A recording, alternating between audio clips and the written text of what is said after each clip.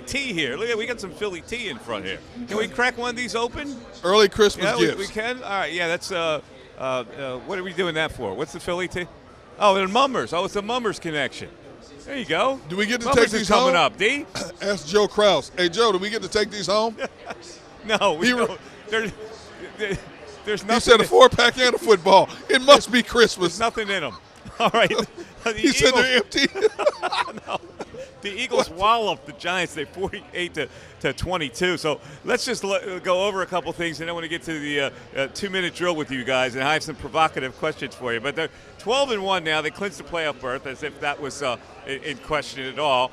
They did go 12-1 in 2004. In fact, they went 13-1 in 2004. So next week, with a win, they can tie that. Jalen Hurts, another masterpiece. He's now got 20 touchdown passes, and he's run 10 for touchdowns. And with AJ going over 1,000, with Miles going over 1,000, it's the first time that Hurts, with the two guys, have had all three players on an Eagles offense have had 10 touchdowns. And today they weren't tested. They took the opening drive right down the field, which is probably going to be our drive of the game. And then they just waited for the Giants to do something. The Giants weren't capable of doing anything. So except for these injuries that we have to deal with, the Eagles are just keep rolling and rolling along. And it's really impressive. And Miles Sanders, 17 for 144 today, including a really nice 40-yard touchdown there towards the end of the game. And the Giants did score a feeble 8-point touchdown to make that a little closer, but it really should have been 48 to 14, right? This game. No question. So just a quick impression of this game and what they did in this game, which has now made me think that they should be the best team coming out of the NFC. So what are your thoughts? I think they are the best team, not just in the NFC, but in the NFL right now until further notice. I think this team really has to just challenge itself. They don't have much of a challenge when it comes to playing most of the opposition they face. Are the Bears, the upcoming Bears, even close on the same planet to the Eagles? No. The Saints? No. We saw what they did to the Giants, which they will see again the last game of the season. Dallas remains to be seen. But this team, I think, has to basically play mental games with itself to challenge itself, because a lot of what they do is so effortless. I don't think – if you're talking about a team that has flaws, I think this team, this one team, has the least amount of flaws. No matter how we critique them, when you compare them to any other team in the National Football League through 13 games, I think this team has the least amount of flaws of any team that's out there. I totally agree. Seth, least amount of flaws of any team out there. I don't think it's a flaw thing. I think it's an execution thing.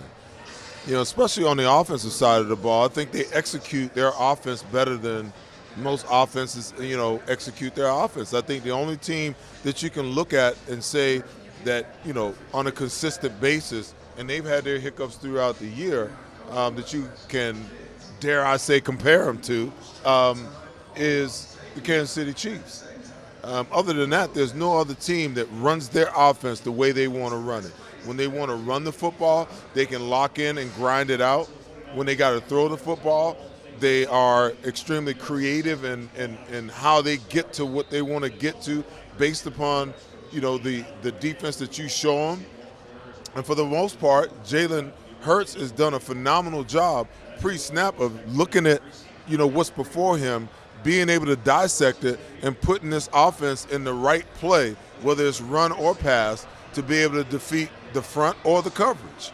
Then when you look at it on the defensive side of the ball, again, they're not as aggressive as I'd like to see them be, but it's hard to argue with the fact that, they're in the top 3 almost in every category. They're one of the best defenses in the league. Yeah, they're sacking their quarterback without really any extra help. They got 13 sacks in the last 2 games. It's amazing. So when you stop and you consider all of those things, people can talk all the nonsense they want, all that. Oh, Dallas scored 50-something points, so all of a sudden, against a crappy team, and all of a sudden they shoot up, over the Eagles in the power rankings, according to everybody else. I'm curious to see what the Dodos are going to do this week, because the Eagles just, put 48 on the Giants, and the Giants are a much better team than that team that, than the Indianapolis Colts.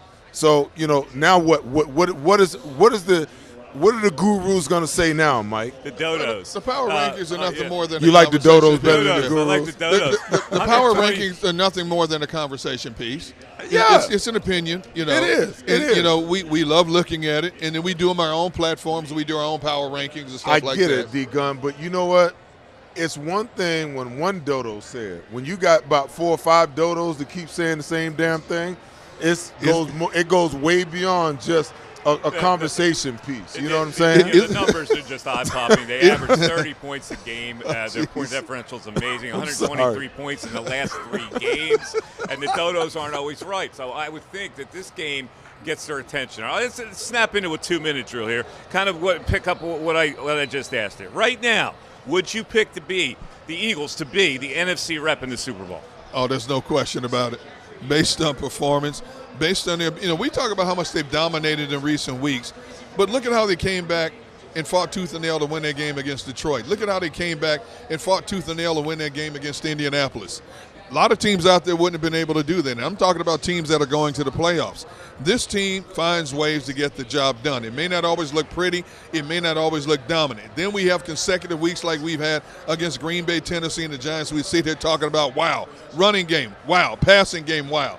Yes, there's no question right now this team is a representative to the Super Bowl. But we're over our shoulder. We're looking at this San Francisco team. I was just going to say that. So Seth, right now, do you put the Eagles as the NFC rep in the Super Bowl? Yeah, listen, there's no doubt about it. Nobody's afraid of San Francisco. San Francisco's got to get on the plane and come all the way across the country, to get to the Super Bowl. They got to come through Philly at the end of the day. And they don't have a whole lot of anything that we don't have. All the dynamics that they have, we have them. Deebo Samuel's been beat up, and he hasn't been the player that he's been the last couple of years, this year. Ayuk, he's the most enigmatic wide receiver, first-round pick of the wide receiver that I've seen in a long time. You go and you get Christian McCaffrey. That's like highway robbery, for that team. That was huge for them. Absolutely. Yeah. Absolutely, because he can do so much. But then you mess around and you lose Jimmy Garoppolo. You got Brock Purdy, and he's out here, looking like Joe Montana today. Yes, he is. And you got, one of the top defenses, the top 3 defense in the NFL as well. So is it going to be a battle? Absolutely. But I don't give San Francisco any great advantage or any great credence, over our football team, because the same things that they can exact, we can exact the same things. The only difference I would see is maybe, special teams. Because when it comes down to it, our special teams are really going to have to raise their level when it comes to the playoffs, because that can be a game changer. Playoffs / turnovers and taking care of the ball. You got to be really diligent about those 2 things, because when you compare our team to everybody else, we're better than a lot of other teams. But when it comes to San Francisco, yeah, they're close to us. The Eagles special teams, I guess they're going to have to sign a punter this week. Not that that's big of a deal, but the special teams guy gets used to having the punter and covering off that guy's punts. And so it might be a little bit of adjustment, but I don't think it'll be a big thing. All right, second 2-minute drill question. Jalen Hurts, if he finishes the season resembling what he's done so far, is he the definite league MVP? We had this discussion up in the green room during the game, and Seth presented it to me, and I said I agree with you 100%. But I go back to last year. Tom Brady led the NFL in passing yards, had over 5,100 yards, 43 touchdowns. He had 12 interceptions, a 102 passer rating. A guy named Aaron Rodgers threw for 1,000 yards less than Tom Brady. The difference was Aaron Rodgers only had 3 interceptions and a QB rating that exceeded 112.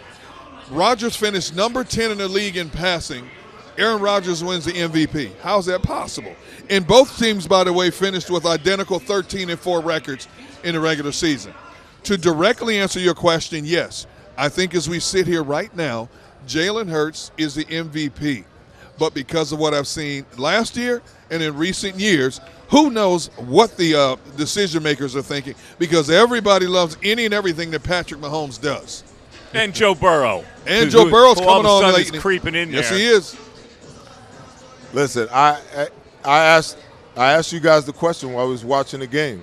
What does the most valuable player in the NFL signify? What does it signify? You're basically saying that the player that's most important to the success of his team, and if your team is 12-1 and everybody else has got at least 2 losses, and he continues on this track, okay, he's got 10 rushing touchdowns with 4 games left. He's got 22 passing touchdowns with 4 games left. He's got to be close, creeping eerily close to 1,000 yards rushing. Ain't nobody even really talking about that, okay? He's, right on the cusp, if not over 3,000 yards passing with 4 games remaining. And your team is the best team in the NFL. If your landmark, if the standard for being the league MVP is the player that's most important to his team, and the best team in the NFL is the Philadelphia Eagles, then it's impossible for them to vote anybody else as the league MVP than Jalen Hurts. Now, they can do whatever they want to do with it. That's my take. That's my opinion, okay? The guy, because you got to ask yourself, are the Philadelphia Eagles 12-1 without Jalen Hurts at quarterback right now? Nope. Not just no, hell no. But as you just heard me say, it doesn't make sense a lot of times. No, I get it. Because of what happened last year and years preceding that. D-Gon, I'm just making my case. No, you're right. I agree with you 100%. But I'm just saying it's easy to us. But it seems like when the final analysis comes down, it's like, how did you even come up with this equation? I mean, the decision makers in the final analysis. I think it's more of a popularity contest than it is a production contest in a lot of ways. And unfortunately, if Jalen Hurts doesn't win the MVP this year, if he continues to do what he does, it's a crime, and there shouldn't be any voting. Plain and simple. Well, listen, you made Lamar Jackson the MVP, and he ran for 1,000 yards. Jalen Hurts is doing some of the same things. Absolutely. It's hard for me to believe that, and I promise you, Lamar Jackson that year that he won the MVP, he wasn't 12-1. No. No, and that's a great point, because normally when you see a quarterback with big rushing totals, the voters will hold that against them somehow. But Lamar Jackson kind of blew that up. So you're right. I think it would be like a total crime if he didn't win the MVP. If you look at all the categories that he's in the top 5 or even top 3, it's not even funny. So I would agree. Now I can't see him falling off the cliff, right? No. What games are left he could possibly fall off the cliff? No. So his numbers are still going to be. He's going to carry out these numbers to the end of the year. Oh, there's no question. I mean, you look at who they have left on their schedule. You got the Bears. They have nothing. Defensive problems. Saints have had problems all. Saints have talent. They just don't have a quarterback. They've been a problem all season. You saw how they've blown games recently. And then you have the Giants again at the end of the season. I don't see any way, shape, or form Jalen Hurts falls off in terms of what he does, whether he's running the football, throwing the football, whatever the case may be. If he continues on this plane, he has to be right there when the final voting is all said and done. See, the crazy thing about it is when you begin to search, quarterback statistics, it's so frowned upon. It's so frowned upon, if you will, that there it is. You don't even see the rushing statistics. So that's what I'm trying to do. I'm trying to find a final number on how many yards Jalen Hurts has right now and how close he is to 1,000. But it's almost like you got to jump through hoops. They'll give you, by game how many he had, but they won't tell you just straight up how many damn yards the guy got. How many yards he has? Did you find it? No, because they're just. I was looking at the same thing. They haven't updated it yet. It's not updated yet. All right, well, he's got a lot. Let's put it that way. All right, so this is offbeat. This is the 2-minute drill, so sometimes I throw an offbeat question in here. I've been watching the Fox pregame show. The game is on Fox today. And so my question is this, and this goes to Seth, because Seth is a man of sartorial splendor. Seth knows how to dress. Look at him today. That's a nice piece he's got on today. Why did Michael Strahan wears a 3-piece suit every week? I'm curious to know what you think of that look, Seth. Oh, I love the look. Don't get me wrong. You like the I'm three-piece? I'm too big of a guy to wear a three-piece suit, in isn't my he? opinion.